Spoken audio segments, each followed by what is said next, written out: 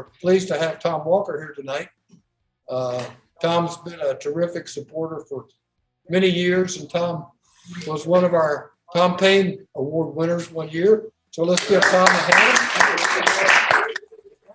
Come up and introduce our speaker, please. Sure, be glad to. Thank you, Jim.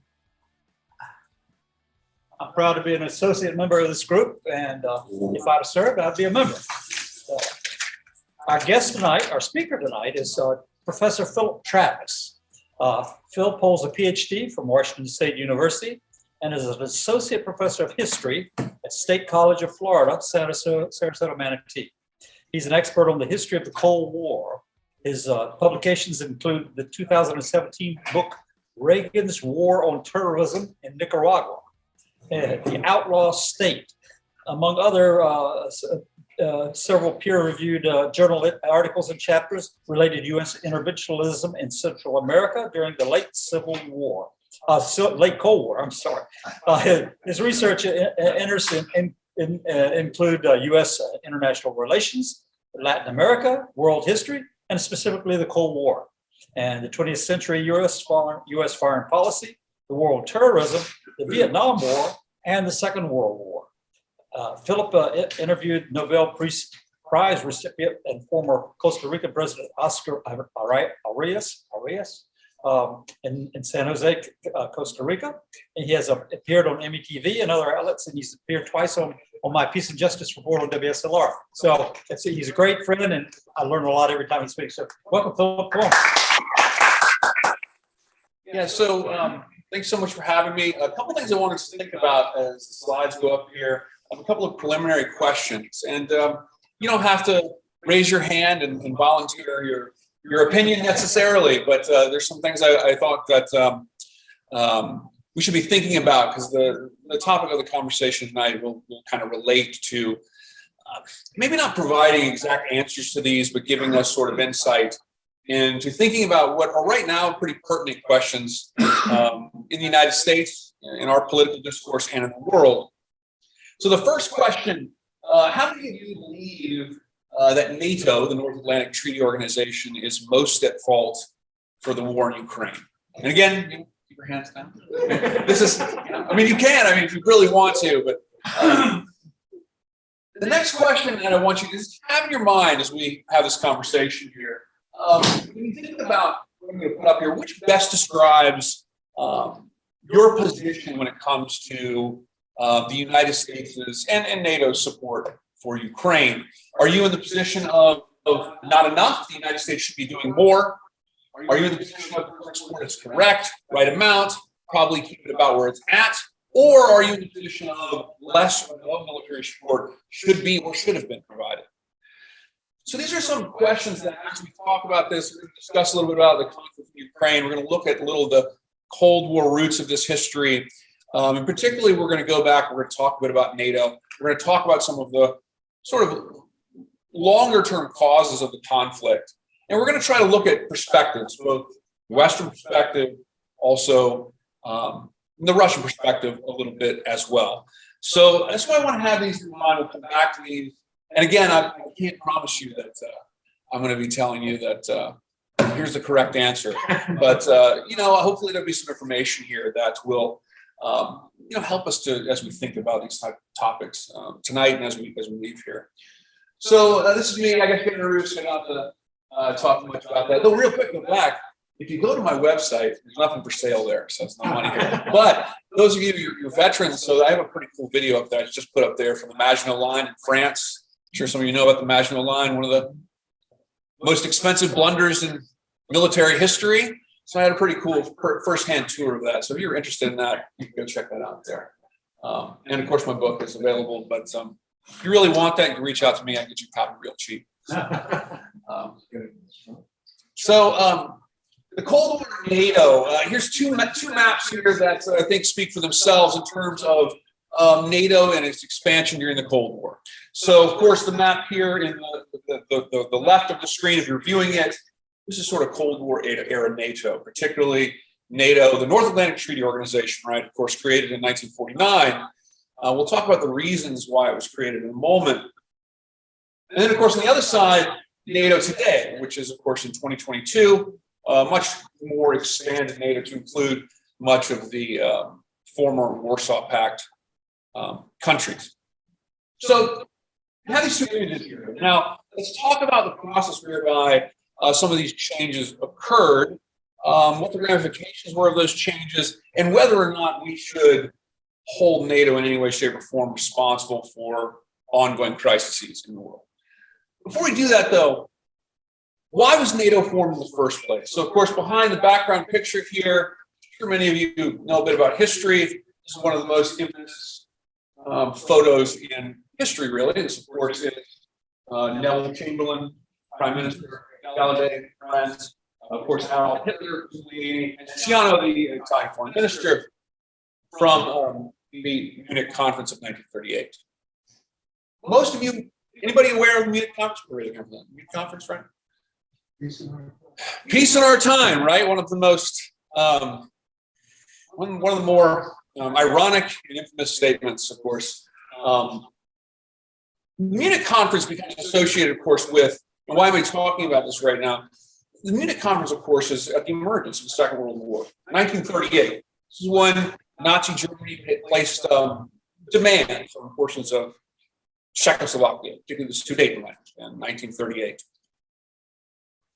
And of course, as many of you probably know, infamously, the Allies, the British and the French, they would go to the Munich Conference and they appeased Hitler. They thought they could negotiate with an aggressive sort of military power, threatening its neighbors. Neville Chamberlain comes back, declares peace in our time, right? And so the reason I have this up here is because, of course, NATO was formed during the Cold War. The purpose of NATO was to contain the Soviet Union. It's about containing communism, right? But the larger thrust of the formation of something like NATO, connected to a lot of other expansions in sort of the military security apparatus of the United States and the world, came back to the Munich Conference of 1938. Meaning that with Munich, because of course what happened 6 months later, of course, after the Munich Conference, of course, the Nazi German army was shortly thereafter going through Moravia, Bohemia, taking over the rest of Czechoslovakia. A year later, of course, Nazi Germany was invading Poland, right? The beginning of the war. And all while this was happening, of course, not only had the Allies appeased Nazi Germany, but the United States was isolationist in its position, right? In fact, does anybody know, while I go over here to grab my water, does anybody know in 1938-39, approximately how many tanks the United States have? If you were to guess. 12. 12. Anybody else? Anybody else? 2,000. 500. 20. I think on The Price is Right, I think we all lost because I'm pretty sure you have to be under the number, and the number is actually something like 1. It was an experimental tank that they had. And so the level of unpreparedness of the United States on the eve of the Second World War was kind of shocking in looking back at this. And this was a long tradition of the United States. In peacetime, the United States tended to demilitarize and disarm. And then when war came, the United States would, of course, remilitarize, prepare, and become involved in a conflict, right? Every major conflict the United States fought at this point is like that. Well, of course, with this occurring in 1938, on the eve of the Second World War, the United States is doing nothing. And of course, by the time the United States begins doing something, which is not going to occur until March of 1941 with the Lend-Lease Act, by that time, the full catastrophe of the Second World War was pretty much assured. All of Europe was effectively conquered. And by the end of 1941, of course, almost all of Russia would have been conquered, right? So the lessons of Munich for two sides here, two perspectives here. For the West, the lessons of Munich for the United States particularly was do not appease a potentially aggressive authoritarian power. It was an indictment of isolationism that you cannot, in a world, the modern sort of globalized world, the United States could no longer sort of stand unprepared in the face of very obvious hostile behavior. Of course, for the Soviet Union, and I think this holds true, you'll see for the Russian perspective today, they also had an interpretation of this because, as many of you probably know, not long after this occurred, Hitler created the Nazi-Soviet non-aggression pact, right? 1939, they became allies. Stalin was shocked by this because, of course, the fascists and the communists were long-term enemies, right?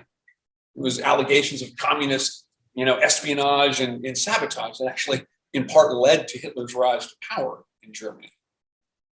They became allies, and of course, as we know, and I'll end this little monologue about history in a moment. But as we know, of course, Operation Barbarossa on June 22nd, 1941, Germany is invading the Soviet Union.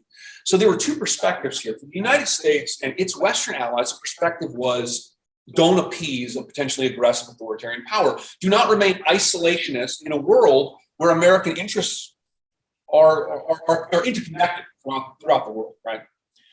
For the Soviets, their perspective was to really always be suspicious of the designs of the West.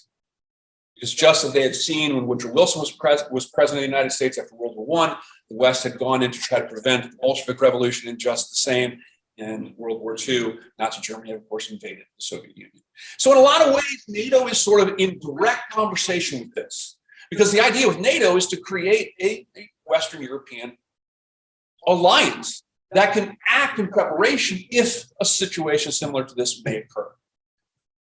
The aid to Ukraine today, while Putin is not the same threat posed by Hitler, and Stalin wasn't the same threat either, but nonetheless, those types of posturings are in direct conversation with this, which is arguably one of the most important foreign policy legacies in American history. It is the justification for the creation of really a global national security complex by the United States.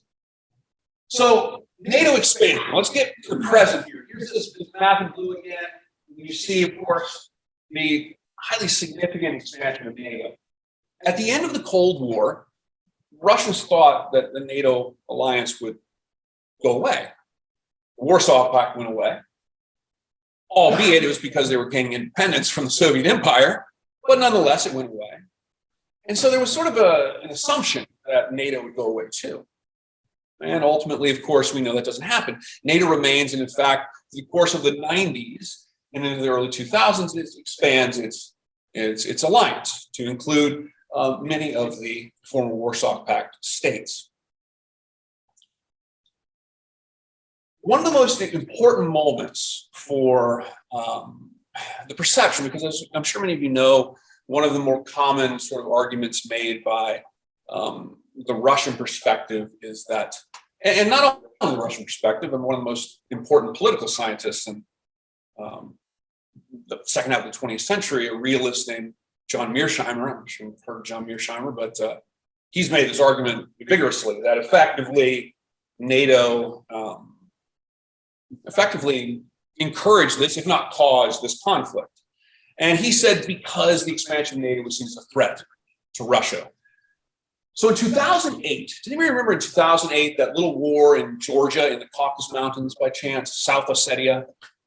Okay, so in 2008, Georgia, not Atlanta, not the Georgia Bulldogs, Georgia in the Caucasus regions, right? Where Stalin was born, actually, the same country where Stalin was born, in Gori, I believe, was the city he was born in. There's a region there, and there's a number of these sort of like micro, unrecognized Russian-affiliated states that exist. Maybe some of you have heard of the state recently, it's been in the news, Transnistria, right, on the border of Moldova, right? Well, South Ossetia is kind of like this, and Georgia was going to pull South Ossetia back into Georgia, and of course the Russian army came in and crushed this in 2008. The same year, albeit not before it, Ukraine and Georgia both made overtures to NATO about the possibility of their being admitted. This is at the Bucharest Conference of 2008. They weren't admitted. Of course, we know Georgia and Ukraine have not been admitted to NATO, but nonetheless, that step was seen as something hostile from the Russian perspective. Same year in 2008, the United States put a missile defense shield in Poland, a relatively new NATO state, former Warsaw Pact state. And of course, they said, well, this is really about our concerns with Iran. the missile defense system in Poland. The Russians did not believe that. Okay, these are things that are escalating the perspective of Vladimir Putin in Russia when it comes to a perceived threat that may be posed by NATO. Of course, Ukraine, you probably are aware, 2014, Ukraine revolution, Ukraine begins increasingly looking westward, talking about EU membership, talking about NATO membership. Volodymyr Zelensky ultimately becoming the president of Ukraine. This was something that very much really is the beginning of the crisis you're looking at right now, right?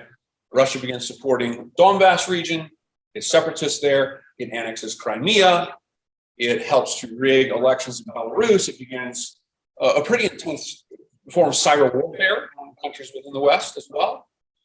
And so this is where you start to see some of these issues really intensifying. So if you look at all of this, it's NATO's fault, right?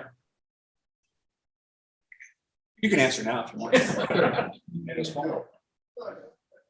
But it maybe wasn't smart. It might not be their fault. Maybe not smart.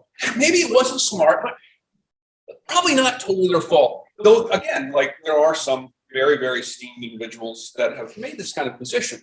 And it's not, if you pay attention to certain political channels in the world, in the United States, it's not an uncommon, it's not a majority position. It's not an uncommon position. That's why I'm talking about it right here. Well, anyway, there's some problems with blaming NATO.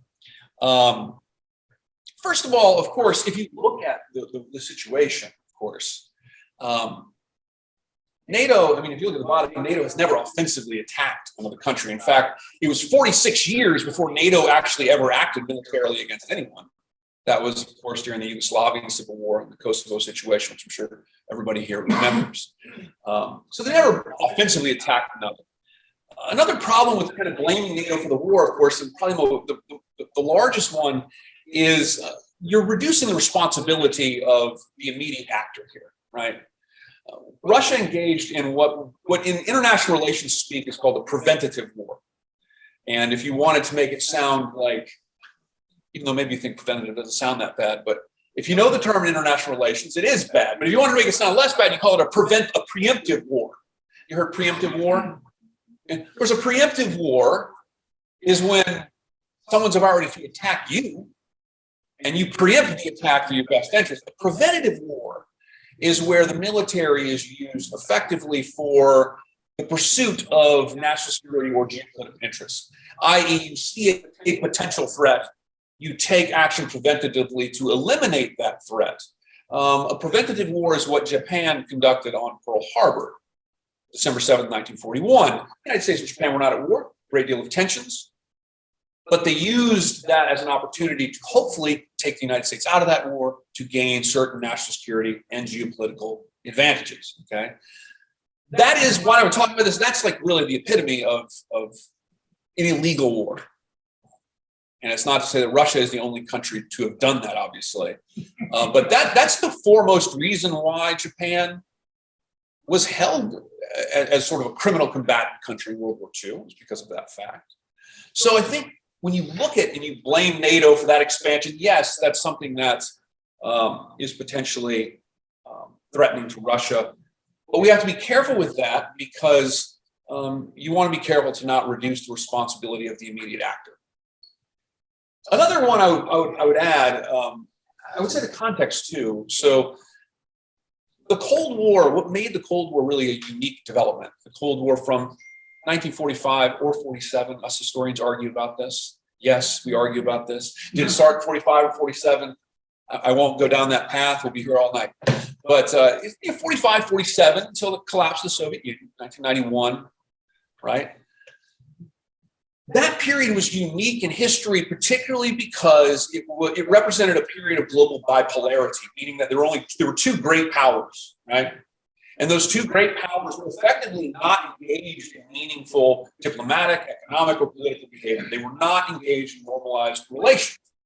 And those two powers, the United States and the Soviet Union, effectively built alliances and vied for influence across the developing world.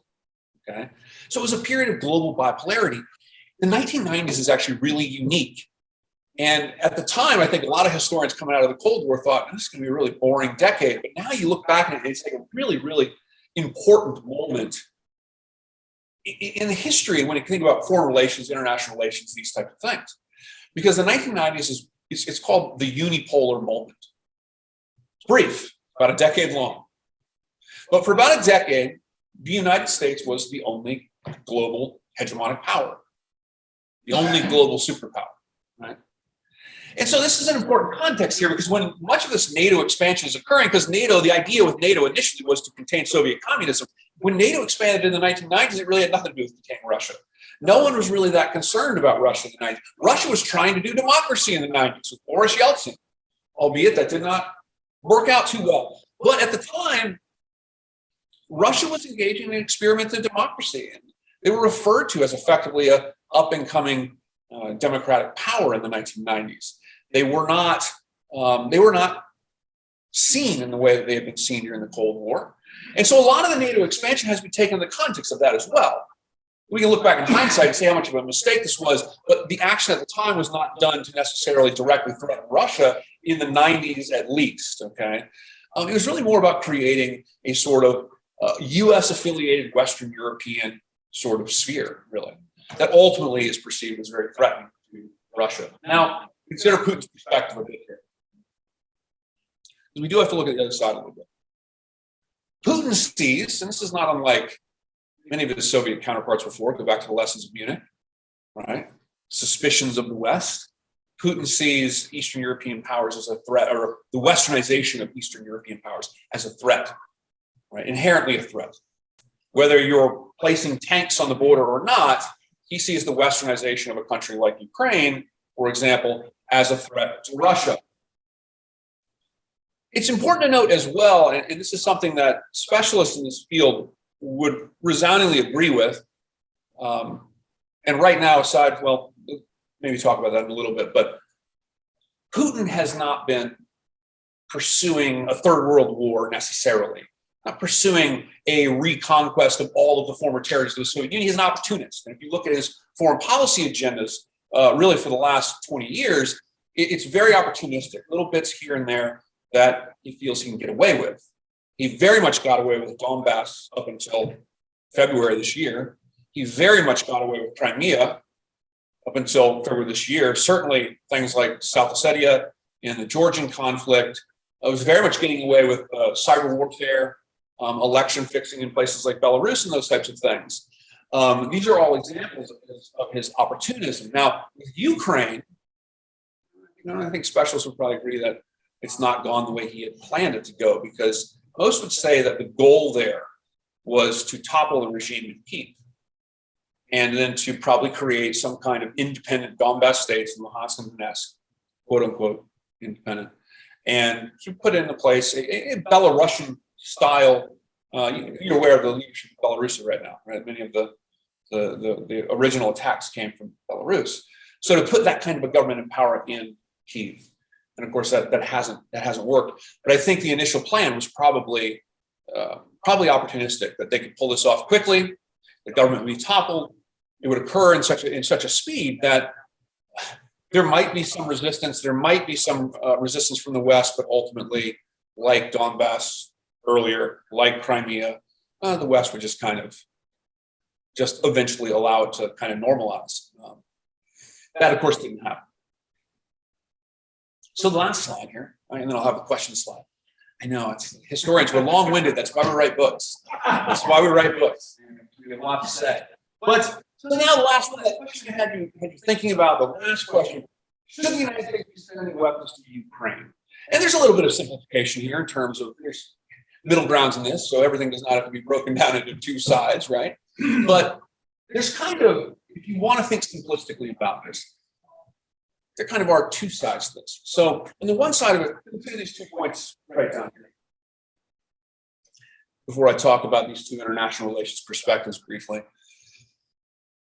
So initially, the initial failure of the regime change effort, it would be said, because of course, one argument against sending arms to Ukraine is that, well, you're sending these arms to Ukraine and Russia's more powerful and they're just inevitably going to beat them. So you're just prolonging the situation, right? Well, But with the situation what happened in Kyiv, we have world leaders are now going there, right? As of now, the regime change effort has failed. That failure is probably owed significantly to those weapon shipments to Ukraine, probably. Of course, the other side of it is that weapon shipments and the increasing escalation of weapon shipments and the increasing scale of them, the nature of them, has also made tensions more substantial and risk higher as well. And those risks, of course, have not reduced in a meaningful way in terms of potential threats to security and the international order. So, and of course, as you probably know, I think it's the 15th of this month, Sweden will be voting whether it's going to join NATO. Finland is also doing that, right? So there's about the same time frame on this. And of course, Putin and Russia have made very intense statements that there will be significant repercussions should that happen. We don't know what those are, but that's happening right now. So to the original points here, do we fault NATO? Should we not be sending weapons? Depending on your perspective, you might fall into one of these two camps. And of course, there's other camps, but these are kind of broad, major camps in international relations theory and American history. The realist camp, and particularly sometimes it's called offensive realism, associated with great power politics or strategy. And that's associated with John Mearsheimer, I've mentioned already. And then you have the idealist camp, and this is usually associated with Woodrow Wilson, and this is usually called liberalism, but not to be associated with how we think about this domestically in terms of politics. And sometimes it's called neoliberalism to refer to the things that were occurring with the George W. Bush administration. But the idea behind liberalism, if you are in the camp of Woodrow Wilson, president, in the camp of the idealist, of the liberal camp of foreign policy, you probably are going to say, yes, we should be doing this. And the reason we should be doing this is because Ukraine is an aspiring Western democracy, Western style democracy. And the belief, if you are in the Wilsonian school, and the Wilsonian school, by the way, in American foreign policy, for foreign policy historians, which is that was the core of my dissertation, my PhD, the foreign policy school of historians, Woodrow Wilson is like really, really a highly significant figure. This idea here is really the dominant idea, the liberal idea in foreign policy, probably the dominant idea of most presidents of the last 120 years. Well, 100 years, quite 120.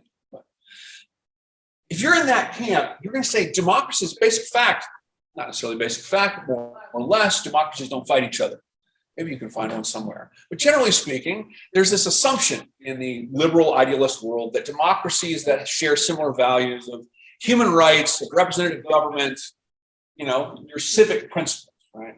That those states are sort of more compatible in a world of security and peace and order.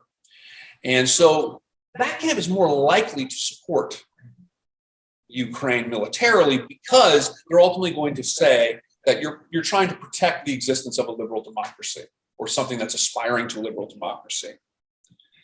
And in terms of the NATO side of things, you'd likely say NATO's an option. It's a defensive body.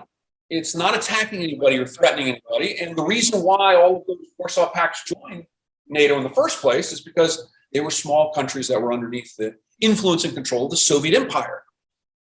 It's a very logical step for Lithuania to want to be part of NATO, given their experience with imperialism. Now, if you're a realist and you follow the idea of great power politics, you have a very different perspective on this. A realist would most likely, though, say most likely, say that they probably shouldn't be supporting Ukraine militarily, that ultimately the war is probably the fault of NATO. And the reason it's the fault of NATO, if you're in the offensive realist camp, is because an offensive realist basically says the world is like an international anarchy when it comes to big powers. You might not have anarchy in your home, but how countries engage with one another, it's basically major powers pulling out more or less whatever they can get away with to expand and advance their geopolitical situation. And so they would look at Ukraine and they would say, you've gone right to the doorstep of Russia. You've antagonized them in their sphere of influence. They're a great power. And therefore, you should have expected to have this kind of a conflict. And so they would argue that this is this is basically a string of blunders from the beginning of that unipolar era that the United States made. And they would be on the side of saying that NATO provoked Russia. So these are the kind of two sides of these conversations, okay? And certainly Putin's perspective on NATO, we know Putin's perspective on NATO. I think the United States is pretty strongly right now in this other camp. But this is just generally speaking how we got to this situation and how do we think about this situation as Americans. And there are other channels of thought to this. So that wasn't too long. Are there any questions? Yes. A little bit long though. Yeah. Any questions? Lots of questions. Okay. I think I'm going to come up here. Yeah, come on up here. I hope this technology is right. But the question is, when the Soviet Union collapsed, Gorbachev and Reagan had a deal, I've heard, that NATO would not expand east. Is that correct, wrong, or myth? A little bit of both. It's one of those things where, and I think one of the differences with, if you look at, say, Putin's Russia right now, it's the same regime for the last 20 years. In the United States, of course, we have elections, and unless there's like a formal treaty that the sides all ratified, it became widely accepted and ratified in the American Senate, then ultimately it's an opinion of a previous administration. And so the opinion may have been shared, but it wasn't necessarily like, it wasn't taken in the United States as sort of the standard of American foreign policy, shall we say. So it is true that such conversations occurred, but we're not pursued afterwards. And the follow-up is, could we have done anything to help Russia develop its democracy? Well, so that's difficult for me to say personally, but in the 90s, of course, that's what they were trying to do. They were having elections, and they were supposed to be developing as a democracy. There may have been things that the United States could have done, possibly, but it wasn't something that really garnered the attention of the American foreign policy establishment anymore. Russia was really kind of an afterthought at that time period. It's, of course, the Budapest Agreement, right, in '94, where Ukraine gave away the rest of its nuclear arsenal to Russia, right, and that was what effectively guaranteed for Russia's security guarantee to Ukraine. Well, in that situation, no one ever thought, well, maybe we should be thinking about the future. I mean, Ukrainians thought about this. There's some Ukrainians that thought about this. But the United States didn't think, well, maybe we should think about down the line when Russia's a burgeoning power again, and we're all talking in 26, 27 years, and Russia's kind of like trying to become another superpower again, that we should worry about the things we need to do for Ukrainian security. Instead, it was, well, the Soviet Union has collapsed. Russia's trying to be a democracy. And now the big concern was nuclear proliferation.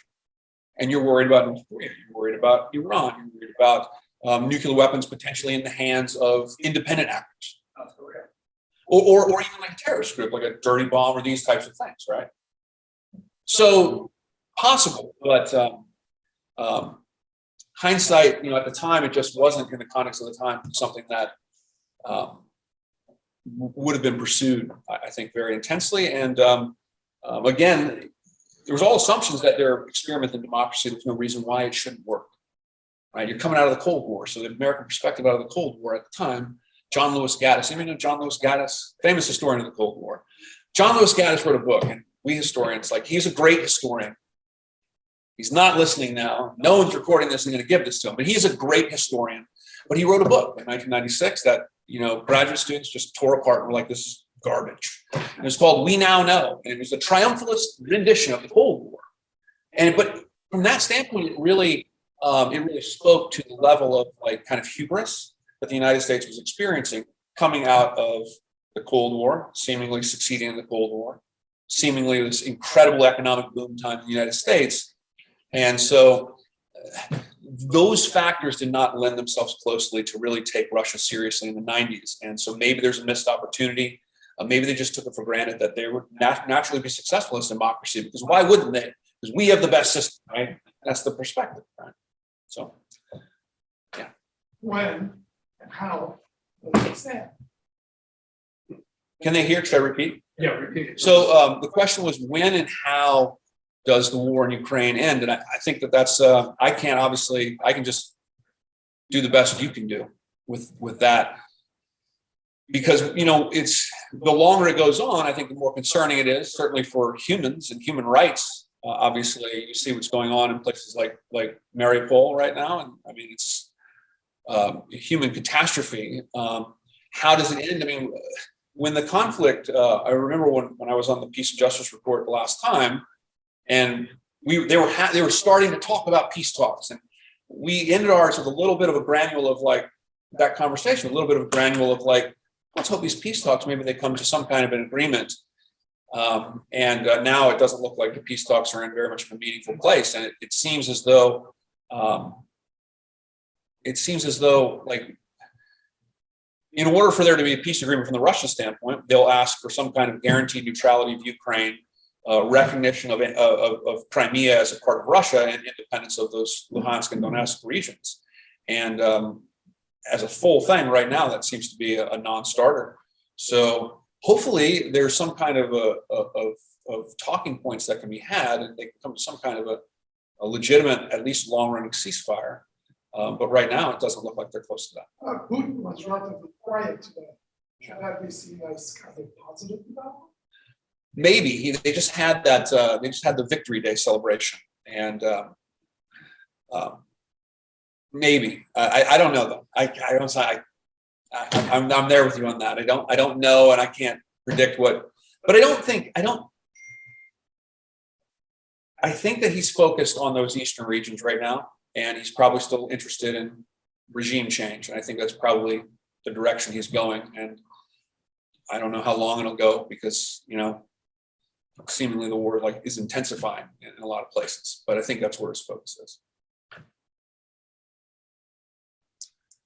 So we have a question from the Zoom audience, and it's talking about Poland and the other countries in the region, and they were becoming more autocratic. And how does this war affect their movement? Yeah, you've seen in terms of Poland, of course, like they've accepted a lot of refugees. But I know you can speak. If you look at Hungary, Hungary's a NATO state. The leader Orban in Hungary is certainly an example of a country that is playing this kind of middle ground right now, where he's a pretty far right European leader, and he's kind of catering to Russia. So there's been some conversations about oil embargoes, right, with the European Union, and Hungary is not on board with that at all. They purchase a lot of Russian oil, and there's other countries like Serbia too is in this boat, and they're trying to play a sort of middle ground. Probably a wait and see, because their reliance on Russian energy, but also in terms of their long-term associations. There's a long-term association between Hungary and Serbia, these countries, with Russia. So I'm not sure if I can fully answer it, but I'm aware that that's, yeah. Could we manipulate the oil prices to make the Russian, make it very difficult for Putin to finance his war?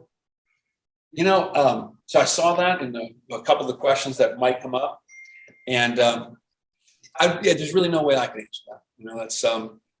That's more someone from economics, international business, and that kind of thing. And I know, there've been that talk about an international embargo on oil, and I imagine that would have a very strong effect. But right now, it doesn't seem like a lot of the sanctions stuff have affected the war in a huge way. But in terms of what can be done with oil, I really don't know. I saw someplace that Russian reserves are actually going up right now. Yeah. Yes. We have a sense of how Russia's apparent lackluster performance militarily would reflect on some of the other smaller countries in that area, and whether that will create potential brush fires, if not wars, and how big a factor is that? They seem to be pretty inept. Yeah. Yeah, sorry. So the question was, given the fact that from what we can see, that Russia's performance in the war has been pretty lackluster. The predictions initially were that Kyiv would fall in a week, and then you had that traffic jam that was there for like a month outside of Kyiv. And so his question was, will that potentially inspire other problems elsewhere? Not sure. There's been a lot of talk again about that Moldovan sort of pseudo-independent region of Transnistria, I think is what it's called, or Transnistria. And there's Russian hardware in there. It's not like a stronghold or anything, but I think you could see, developments from that area. Though it seems like, regardless of their poor performance, it seems like what's happened in the war has actually led to more of an empowerment of NATO. And you wonder if what comes out of this ultimately is going to be a weakened Russia and an empowered NATO ultimately. Of course, we don't know how they would react to, the additions of Sweden or Finland. Finland is like, they're been regarded from the period of the Cold War and beyond. Their independence was secured by their pledge of total neutrality. So we don't know how they'll react if they make that choice. At this point, do you have any sense of what the nuclear risk is? Does it get worse as the thing goes on and Russia can't really attain any real? It might. I think Putin is, and I think most people that have examined this from the outside would say he's not an irrational actor. I know that a lot of us are probably, yeah. Well, no, I mean, he's not an irrational actor, meaning that he's not irrational. He's a rational actor. Though you might look at the decision to invade Ukraine and be like, that doesn't make sense to me. But most regard him as a rational actor, meaning that the likelihood that he would use sort of those types of weapons, certainly beyond the tactical range, seems to be almost incomprehensible, because it would just be shocking to make that choice given what the other side has. And so that, I don't think that's personally, I don't think that's a huge threat that would happen. I know folks are really concerned about that. And in terms of the battlefield in Ukraine, I don't really see the Ukrainian battlefield as really a place where you would use a tactical nuke. I mean, you have so the siege, why would you use that at the Azov steel plant? Because you have 2,000 people in there. You don't have to take the place. So why would you do that? Those types of weapons were designed in the Cold War really for, attacks on large conventional military operational groups. You don't have that as much. So I don't think it's as high as a lot of it, but that's just my opinion. And I don't know anything about that. It's just my feeling. I'm not a Ukrainian specialist. So somebody in the State Department would know better than me, probably. But yeah. Is it correct that we invaded Russia during the First World War? Yes. Yeah. There were troops of multiple aligned powers from World War I that operated in Russia to side with the whites in an attempt to prevent the success of the Bolshevik Revolution of the Reds. But the United States, there wasn't really a great deal of consequential fighting. But the United States had about 100,000 soldiers there after. They stayed there after even. But of course, there wasn't really any kind of consequential effort to. Woodrow Wilson very much disliked communism and wanted to prevent, as did most of the Western powers, prevent the development of the Soviet Union. So yeah, that is true. That's those suspicions between the West. They run deep. All right, Phillip, thank you so much. take a bow. Great call. Great call. Tom, we have to thank you for getting our speaker tonight, because that was very informative and very enjoyable. And so the next order of business, we've got to work really hard, folks. We know there's threats to our democracy. There's threats to our climate, and we have to get busy. Some people say, well, the election's way off. It's not. people need to be persuaded now. We have to address the threats to our democracy. So please help us do that. Get on Facebook, write your letters to the editor, be talking to your friends. Look at the common sense news, follow the action requests. When we make one, if nobody responds, nothing happens. What we really need to see is what happened like the giving challenge. We needed 50 people for 5-10 minutes. We got 50 people for 5-10 minutes. That's the way we had to respond. So I encourage everybody to get on board and let's make a big impact this coming election. Get your decal, get your bumper sticker, make sure it's on your cars. Let's show that you're proud of FLVCS. And thank you, Phillip. Meeting's adjourned.